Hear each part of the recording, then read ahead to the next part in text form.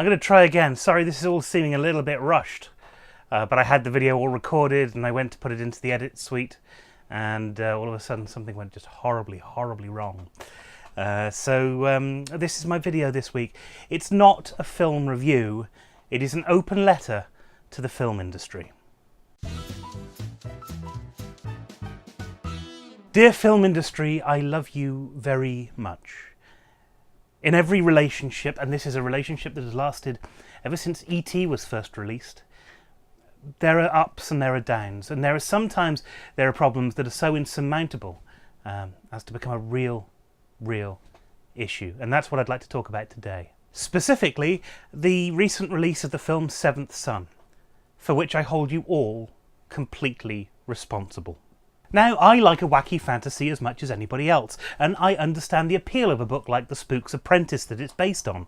That's because it has a pre-sold audience. Now, pre-sold audience is one that will go and see a film no matter what, because they're already fans of the original material.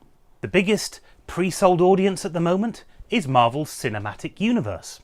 It's become so big that all of you studios want to copy it, and I have no doubt that that was somewhat in the forefront of your mind when you commissioned a movie based on The Spooks Apprentice. After all, the books have been a favourite with readers for some time now. It spawned 18 different titles, which could easily fit into a film franchise. Now, that franchise might not be as big as, say, Harry Potter, for example, but it could easily give things like Insurgents or the Maze Runner series a run for its money. So why, in the name of all that is holy, did you decide to go and change it all? Firstly, Tom, our protagonist, is meant to be about 12 years old.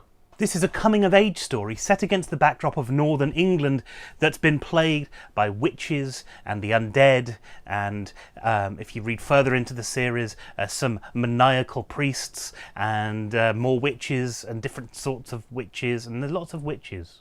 It'd make a brilliant set of movies because at its heart the books deal with family and loss and duty.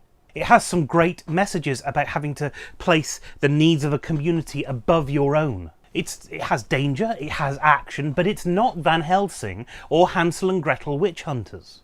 And yet, dear film industry, in your wisdom, you have striven to make the film just that. A tawdry replacement for a supernatural action film. You've taken the mythos built in the books and you've just smooshed it all together to create the spook, who is some sort of aging action hero, and this Tom character who's in his late teens, who's obsessed with a witch. It doesn't work. It's not the books, it's not the heart and soul of the property that would make people want to go and see this film. And I don't understand why you keep doing this. I don't understand why you think that you know better than the fans of a franchise why a particular franchise is working. It doesn't matter who's actually at fault here, be it director or script writer or producer. The fact is you just haven't learnt from the past. It's quite simple. If you adapt a popular book and remain faithful to the spirit and the story of it, then the chances are you're going to make a good film that is going to please the fans and draw in a decent audience. You only need to look at the successes in recent years to see how this is borne out. I mean, the Marvel franchise, for example, what they're doing with Bond, Insurgent and Divergent, and the Twilight series, and even the Dan Brown books. Please, Hollywood, have more faith in your pre-sold audience to know a good thing when they see one. We know that you're going to have to make some changes. We'll complain about it, but we're okay with it, really. All that we really want is to see something recognisable come out of the other side. Instead of that, you've produced a processed wannabe action movie, and it's just not good for anybody. I'm embarrassed for every single person who has worked on this film. I wish you all the best in your careers, but please, for God's sake, don't do this again. That's my opinion, anyway.